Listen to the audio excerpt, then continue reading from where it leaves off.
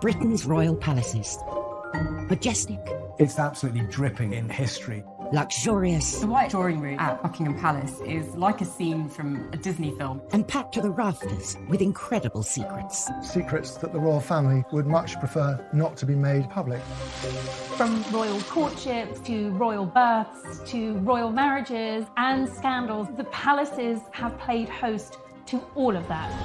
This series goes behind palace walls. The royal palaces represent the monarchy and have incredible history. We'll learn how these iconic creations were built. 16th century kings built with brick in a way that we wouldn't recognise today. This is George IV leaving his mark on the centre of London. Uncover the spectacular palace art housed within. The royal collection is vast, and I mean vast. It has more than 1 million objects spread across all of the royal palaces. Just imagine what has been collected over centuries. So this collection is unlike any other collection in the world.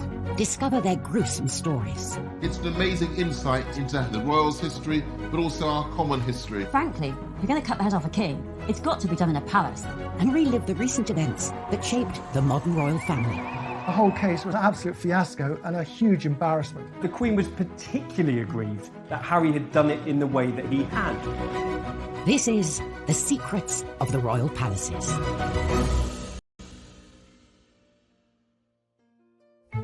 This time, we reveal the troubles behind the tribute to one of Kensington Palace's most famous residents.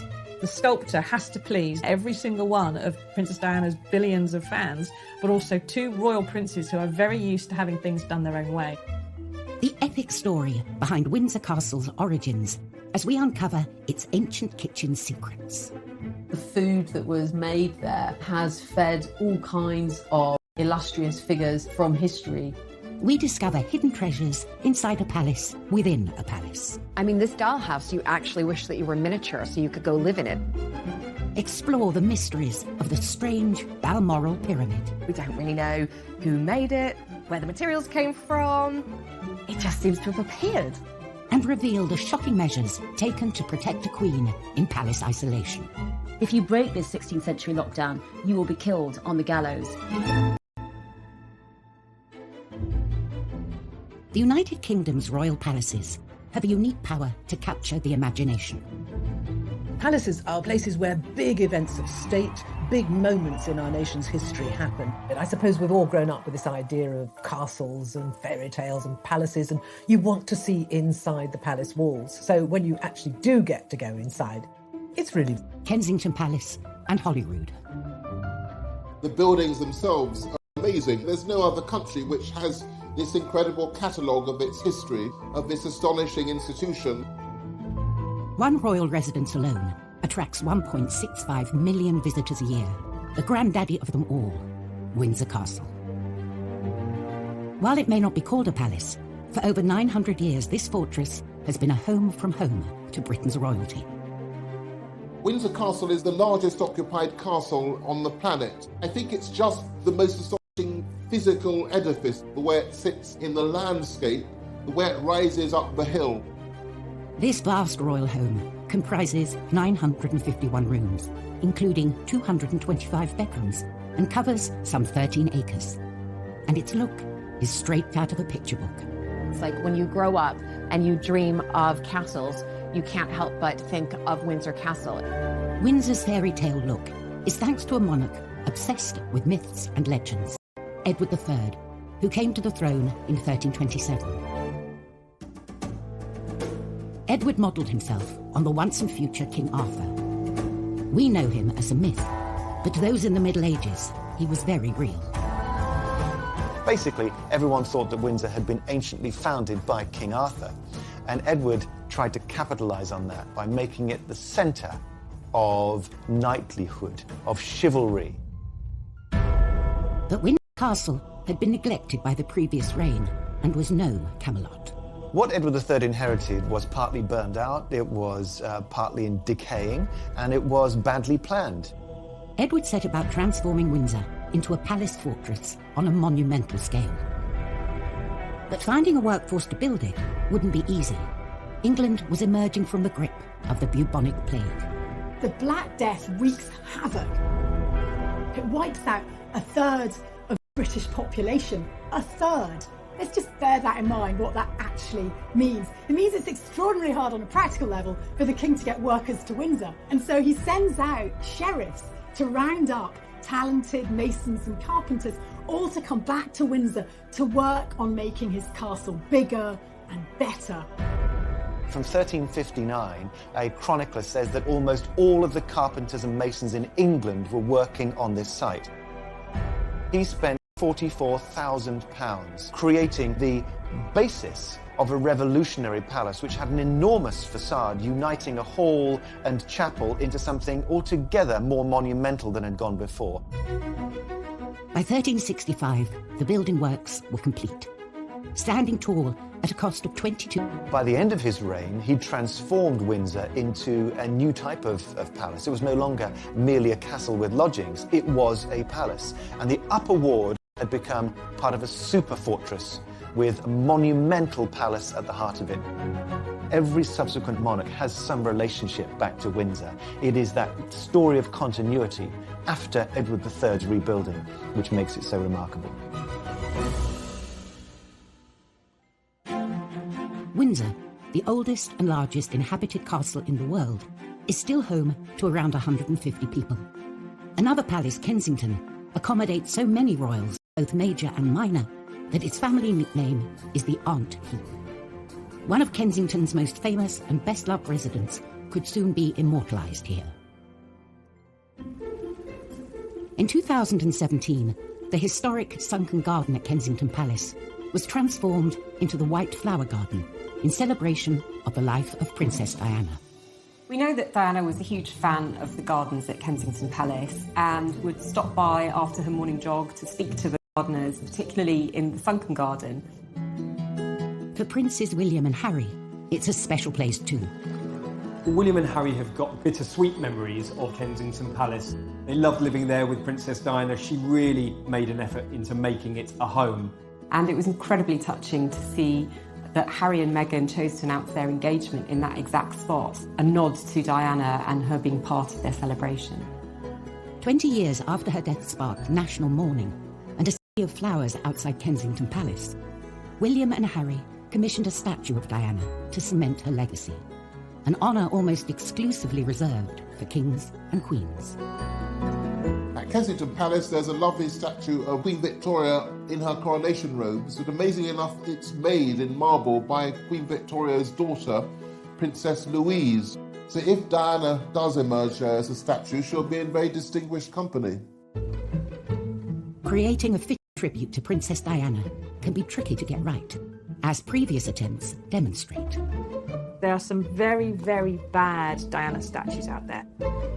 They haven't really captured Princess Diana as I think the family would want her to be captured. Whether they're made from marble or marzipan, from the sublime to the ridiculous. There's a whole army of Diana statues in China. And who can forget the incredibly tasteless half-naked one that used to be in Harrods at the bottom of the stairs, barefoot with her and Dodie Fayed both releasing a bird into who knows what. Trusted not to add to this list, renowned sculptor Ian Rank-Broadley was given the commission because his design of the Queen adorned every British corner. So he is aware of how to tread the line between an authentic, genuine representation of someone and perhaps slightly flattering a royal ego or two. He's renowned for making very lifelike effigies of people, often naked, but that probably wouldn't be happening in Diana's case. It's a difficult commission because I think she's a very, very hard person to capture in a sculpture. She was so vivid. The sculptor has to please not only every single one of Princess Diana's billions of fans, but also two royal princes who are very used to having things done their own way. All this may go some way to explaining why the statue has yet to materialise. Now, it's 3 years since the boys commissioned this statue. One wonders what is going on. We don't know whether the delay on the statue is it funding? Have there been second thoughts? Do the brothers disagree about the design? And is this further evidence of the fractious relationship between the two of them? The latest news is the statue might finally be unveiled in time to mark what would have been Diana's 60th birthday in 2021. She was arguably one of the most famous people ever to live at Kensington Kensington Palace, so I think it makes complete sense that you would honour her with a statue in the place that was her home.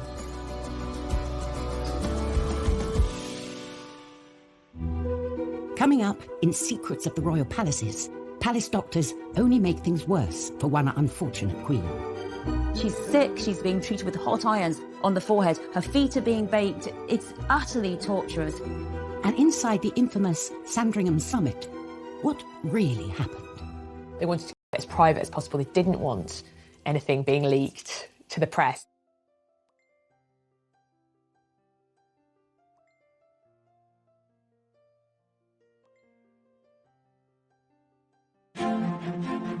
Britain's famous royal palaces, from Buckingham Palace to Holyrood, are homes, workplaces and living monuments.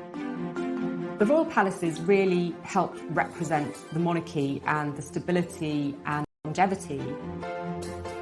You have centuries of tradition, priceless artefacts, and I think we're very lucky to have them.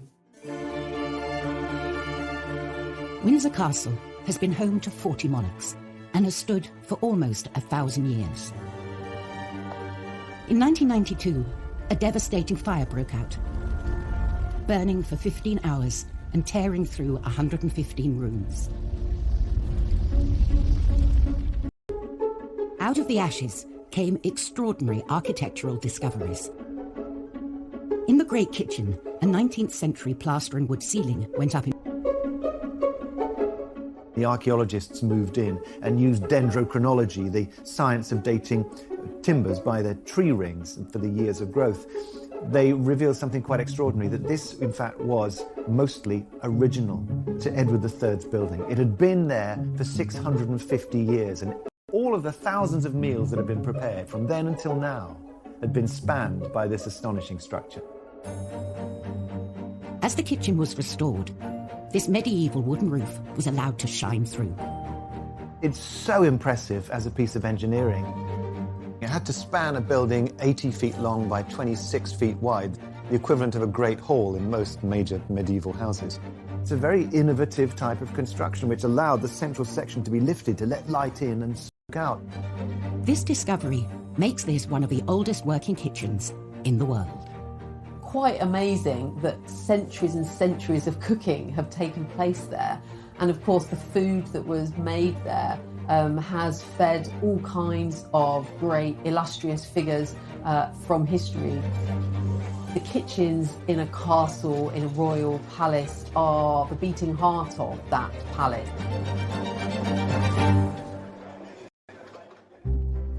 The kitchen itself measures over 2,000 square feet, and throughout history, it's been surrounded by a warren of larders. The Great Kitchen was supported by the early 16th century up to around 19 kitchen offices. And these included things like the spicery, where you knew where things like cloves were, and saffron and cinnamon, if you could get it. And there were words strange to us today, like acatree, which is a place where you store hunted goods, where you'd hang birds, rabbits, for example.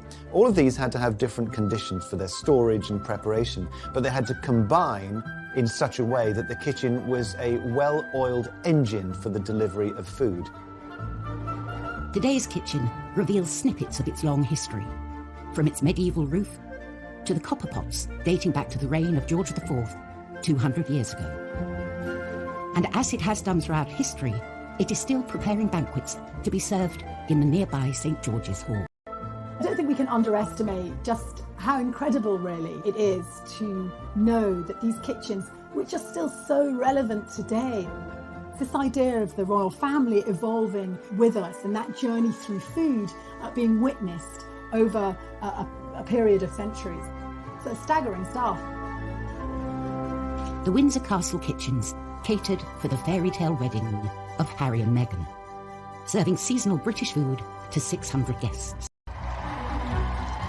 The honeymoon, though, did not last long before rumours Sandringham was the venue for talks that would decide the future of the monarchy.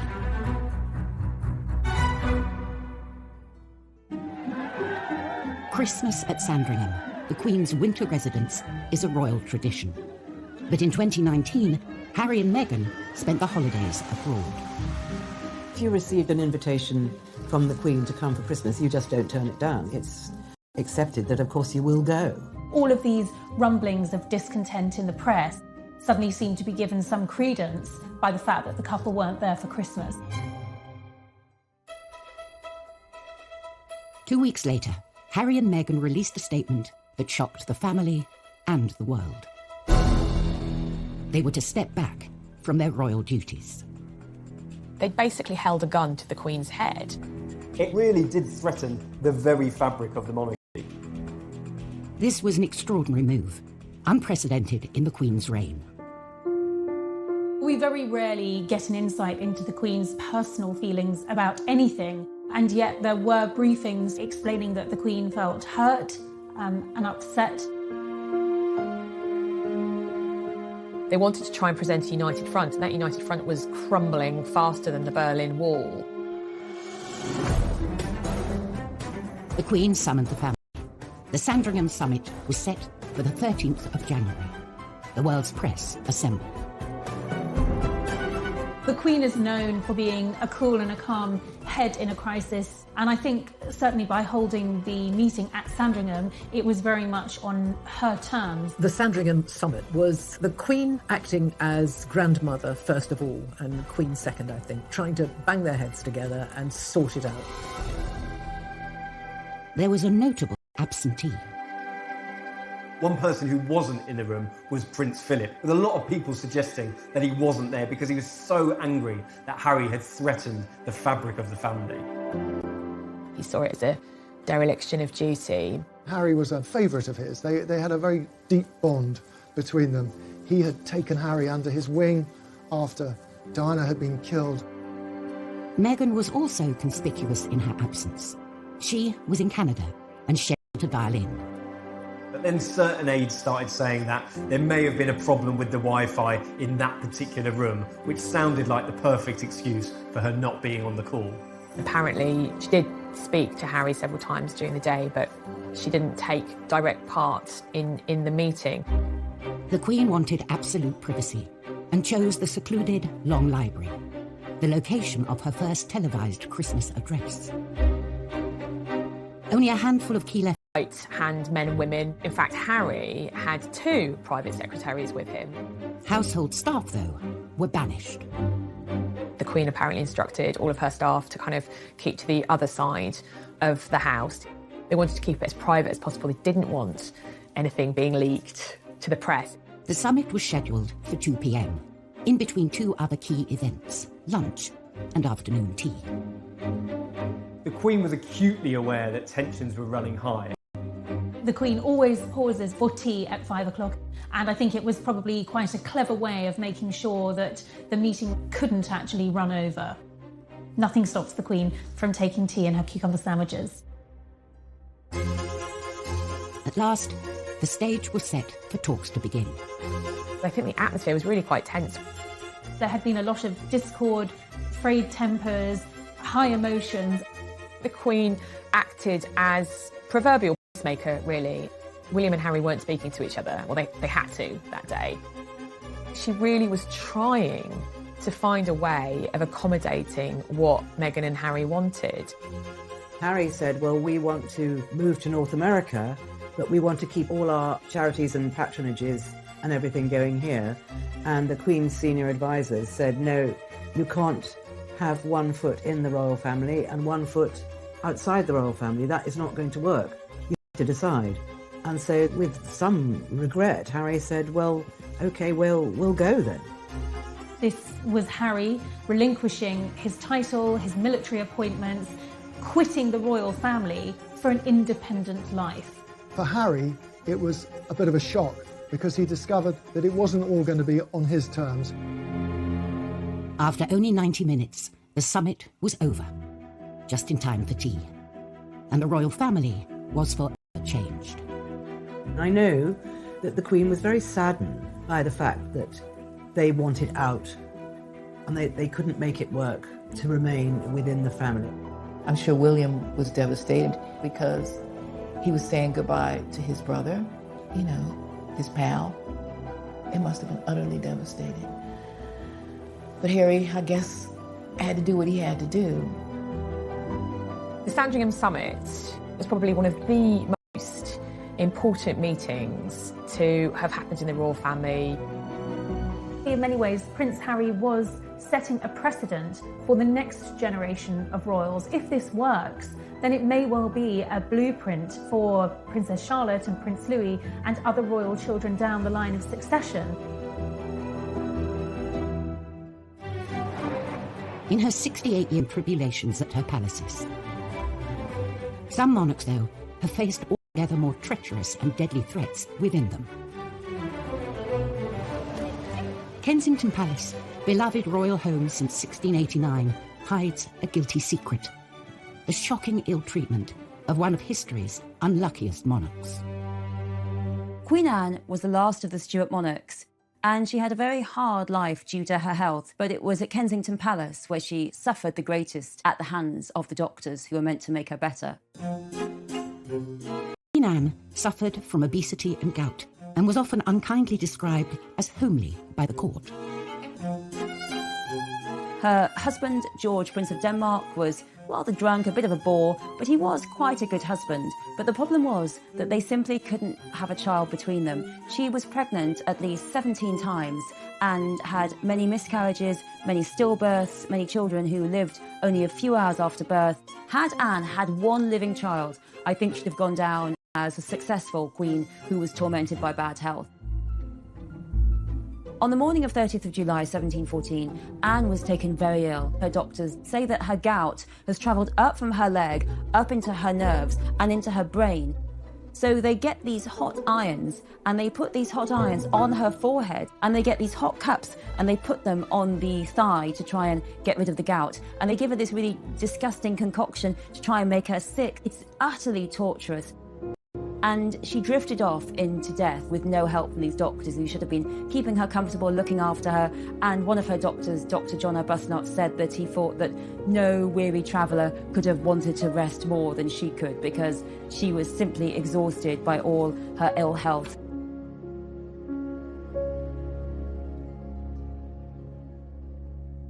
Coming up on Secrets of the Royal Palaces, we reveal the luxuries inside the world's tiniest palace. There are bottles of wine and champagne that are actually filled with real wine and champagne. So just in terms of the miniature wine collection, it's probably worth a fortune. And the incredible story behind grieving Queen Victoria's monument to her lost love. To put the whole of Albert in gold was very... The Royal Collection, it's the largest private art collection in the world. It encapsulates the history of our nation and of the monarchy. And every sculpture, every vase is precious and priceless. In Windsor Castle's collection, there's a perfect snapshot of royal life 100 years ago. Queen Mary's doll's house. This is one of the most popular, best-loved objects in the whole of the royal collection. It's a doll's house version of a palace. And that might sound like something for a child to play with, but this is absolutely not a toy. Built in the 1920s, the doll's house was an inspired present from the king's cousin, Princess Mary Louise, to his wife Mary. Queen Mary really enjoyed miniatures. She loved having these teeny tiny objects that were replicated from real items, but on a small scale. Showcasing contributions from 1,500 of the finest craftsmen and manufacturers of the day, this was not your average doll's house. When it's closed, it's already quite a big object. It's 5 feet tall, but when you open it up, it's completely astonishing. You almost don't know where to look first. There are more than 20 rooms. Instead of opening up from the front like a traditional doll's house does, the whole... Cellars, a garage, a vault, kitchens. It's simply the most spectacular doll's house anywhere in the world. Even more surprising, there's a drawer underneath that slides out with a perfect miniaturist garden inside. Each room of this idealised palace is a treasure trove. Real objects from Windsor Castle were painstakingly replicated at a 1:12 scale, including more than 700 paintings. artists were sending in copies of paintings they knew were in the royal collection, but they're done on a 1/12 scale, with all the skill you see in the original. Real jewellery makers and goldsmiths were actually employed to make this miniature version of the crown jewels. The library would be the envy of any book lover. There are over 500 miniature books in the library, and these include everything from the complete works of Shakespeare to the Bible. From chandeliers and intricate woven carpets to vinyl records to doorknobs, no detail was too small. The tiny palace boasted luxury facilities the average Brit could only dream of in their own home. And they really worked.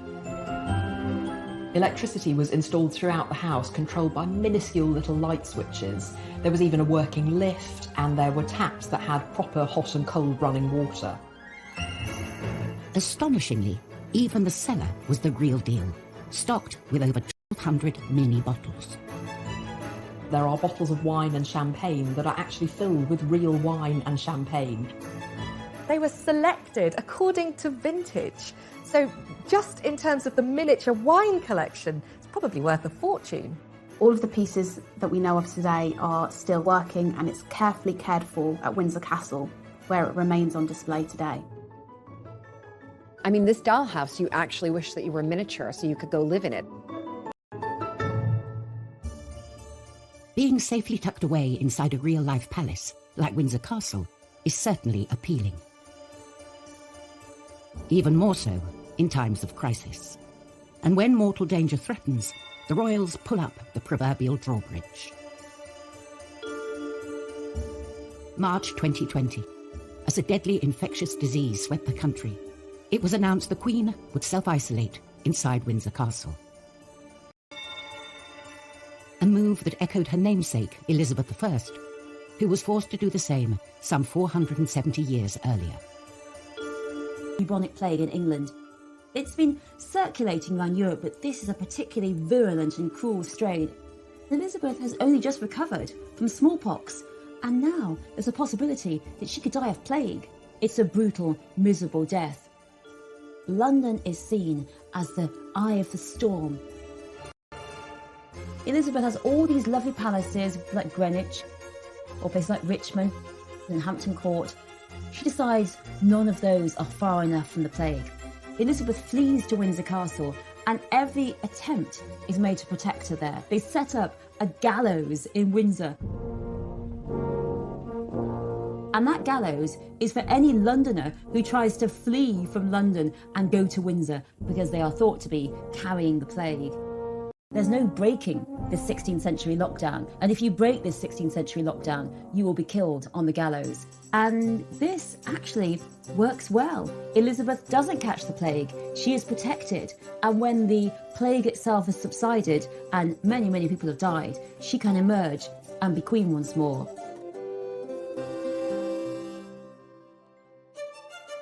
One famous monarch who lived and entertained at Windsor Castle was Queen Victoria. In 1861, her beloved Prince Albert died here and was buried in a specially built mausoleum. It was not Victoria's only memorial to him. A stone's throw from Kensington Palace, Victoria's childhood home, is a gleaming golden giant. It's very bright and golden and slightly gaudy. A monument to Victoria's love for her lost husband. The Albert Memorial is Britain's Taj Mahal. In the autumn of 1861, Prince Albert was diagnosed with typhoid, and he died just a few days later. He was only 42, and of course Victoria was completely devastated. Thought soon turned to providing a suitable tribute for Albert. Apparently, Prince Albert left instructions that there should be no memorials to him whatsoever. So Queen Victoria obviously ignored that. This memorial would be far from humble. The Queen gave the commission to star architect of the day, George Gilbert Scott. George Gilbert Scott was a pioneer of the neo-Gothic movement. It was a really radical period of architecture and art. looking to the medieval past, to vaults and arches and those sorts of colours and sensations that you get inside a great cathedral. And his vision for Albert's memorial spared no expense. His plan was to build a sort of, and it would have these enormous granite steps leading up to a massive oversized sculpture of Prince Albert. This vision did not come cheap, and a major chunk of Scott's budget went on some serious bling. With all the sculptures, you might see gold gilding used on the face, but to put the whole of Albert in gold, to have him completely gilded, was very extravagant and somewhat controversial, but Victoria loved it. Everything about the memorial coming together was supposed to show Albert as cultured, as visionary. He's sat there holding the plans to the 1851 Great Exhibition, which he himself helped to organise and put together. The memorial would be surrounded by imposing sculptures, celebrating his passion for the British industrial age and the rapid expansion of empire. On each corner, you have the 4 continents. You have Asia, Europe, America, Africa. Then you have monuments to really the things that Britain were founded upon: manufacturing, commerce, agriculture, and engineering. One of the most interesting things I think about the memorial is actually what lies underneath. There are 868 brick arches, which look like a sort of catacomb in a honeycomb shape. It's a complete feat of engineering, and it supports this enormous set of granite steps above. The Albert Memorial took 10 years to complete and was finally unveiled in 1872. Coming in at the eye-popping cost of £120,000, around £14 million today, paid for by the government and public fundraising. It's a really hugely ambitious memorial. It's about a vision outwards and forwards. But I love the fact that it's also, on another level, a really intimate gesture of the deep love and the lovesickness of Victoria after Albert's death. Still to come on Secrets of the Royal Palaces, the other Albert Memorial, we discover the mysterious Balmoral Pyramid. It is really not what you would expect to see in the middle of the Scottish Highlands. And we reveal the secret structures of the chapel at Windsor Castle. There are no mistakes in this building. There's absolute refinement in the way that the bases of the columns produce shafts that rise through the architecture around. The private gardens of Kensington Palace house the Albert Memorial, Queen Victoria's most lavish tribute to her late husband. 500 miles away, in the grounds of Balmoral Castle, Victoria commissioned an altogether more private and mysterious monument. It's like being immersed in a different world going up to Scotland. This was their patch where they could do things how they liked. Hidden beneath these trees lies something more at home in Egypt than the Highlands.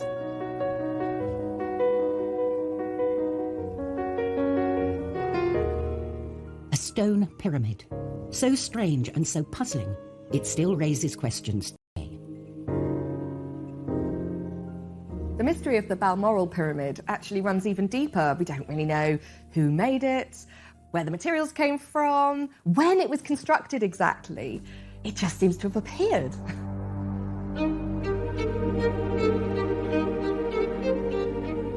It's a pyramid of rough-hewn stone built into the ground. It's completely unembellished. It looks ancient and it has a kind of solemnity and quietness about it. Totally different from the Albert Memorial in Kensington Gardens.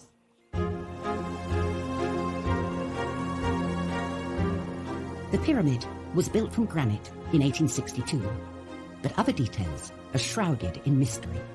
We still don't know who built it or how. The inscription reads, "His broken-hearted widow, Victoria R., 21st of August, 1862. I think Albert would have loved the Balmoral Memorial, probably more than the Albert Memorial in London, because it's truer to this sense of his curiosity across time. The Balmoral Pyramid is apparently inspired by traditional cairns. Interestingly, this cairn isn't the only one on the estate at Balmoral. Cairns have been used to mark burial sites in Scotland since prehistoric times. Cairns have an ancient history. It's the idea of piling up stones one upon the other as a lasting memorial, and they have a particularly strong presence in Scotland. Victoria knew this. But Albert's cairn is one of a kind. The thing that's different about the Albert one is it is very smooth. Its simplicity and its symbolism is so powerful.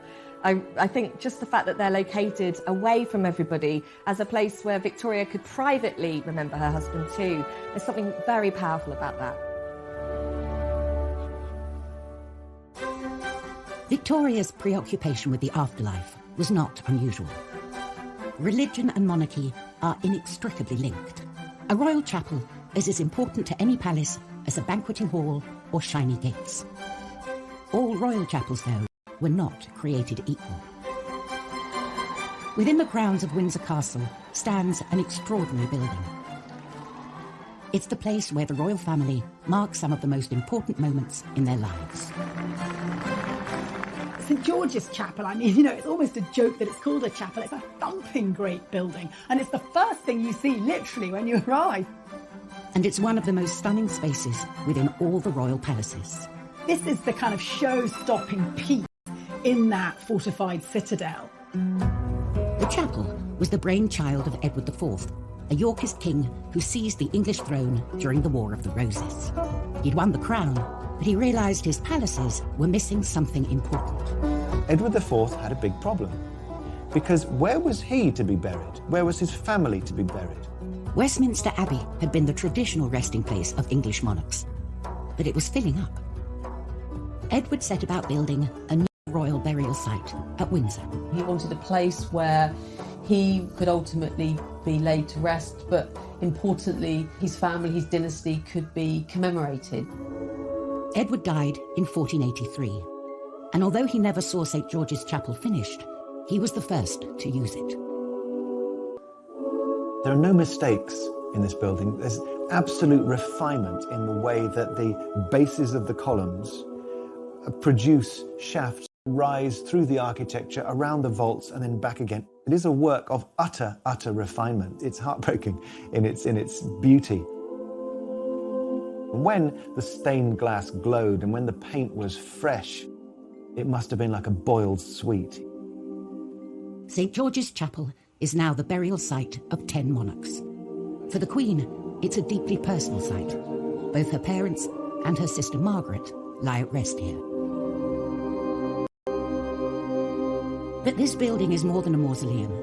For over 500 years, it's been a place where the nation can share in the royal family's joy.